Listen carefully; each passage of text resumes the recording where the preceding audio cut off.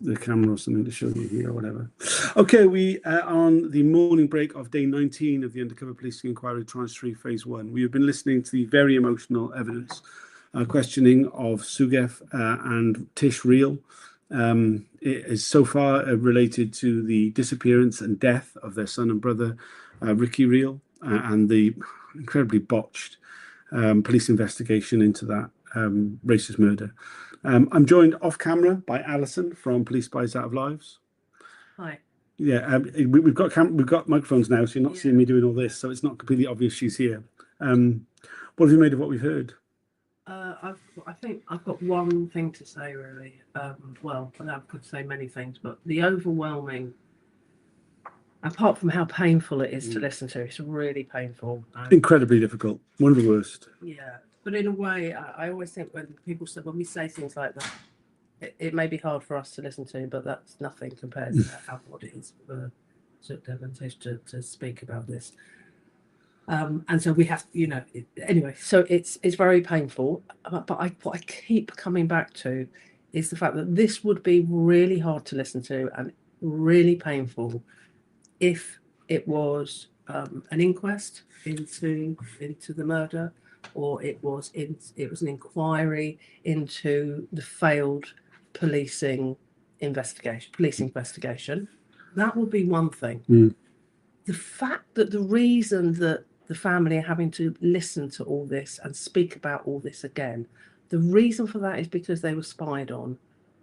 In spite of how long we've been doing this and how involved we are, I cannot get my head around that. I'm really finding that element of it more so than perhaps because Sukhdev's more emotional than Baroness Lawrence was last week. But it's really, I just keep coming back to the fact that why are you having to retell this? Why are you... Oh, it's because you were spied on. And I can't, and again, the other bit of it, which is just really about me thinking about my own psychology, really. But I realise as well, I don't sit with sadness for very long or very easily, and it turns really quickly into anger. So I'm just so angry. I feel so incensed that they are being...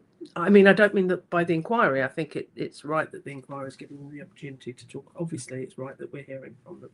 But the fact that they need to be doing this is just ridiculous. The other bit that is totally ridiculous, which is about the inquiry, and given that they watch all of your stuff, I hope that they hear this. I'm sure there are other ways we could get this message out. The family are in that tiny... we're all in... If you haven't been here, there's you're in the inquiry hearing rooms, and then you come out to this pretty small kind of coffee space where there are lawyers and there are public gallery, and it's great that there's coffee and there's nice biscuits and that's all good. But there's just no thought. It was the same in the inquiry hearing. There's not enough thought given to the people who suffered collateral intrusion at the result of these infiltrations. And so the family and relatives and close friends and supporters, I mean, people who've been involved in this in the Ricky Reel campaign from the outset, are kind of, we're all shuffling around in the public gallery about where we're going to sit. It's ridiculous that seats haven't been reserved for those people in advance, number one. And number two, that when we go out into the coffee break, Ricky's dad is standing and his sister's family are not being... The inquiry haven't thought enough about the people who are here, who were the so-called collateral intrusion. Yeah, no, it is very frustrating with that thing. I mean, it's such a small space. I mean, it's tiny. It's a small space. So then that throws it. That's about budgets and about what, because it used to be a bigger space and now we're in a much smaller space. So I kind of understand it, but we're back.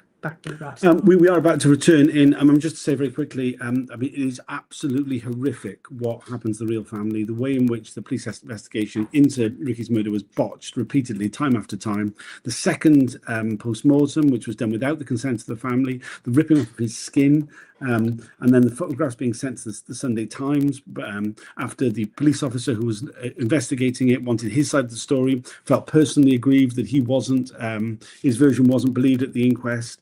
He stole the photographs, took them home, never faced any punishment for that. It's just appalling. We're about to go back in. Should be starting up again. We'll do another video at lunchtime. Thanks for joining.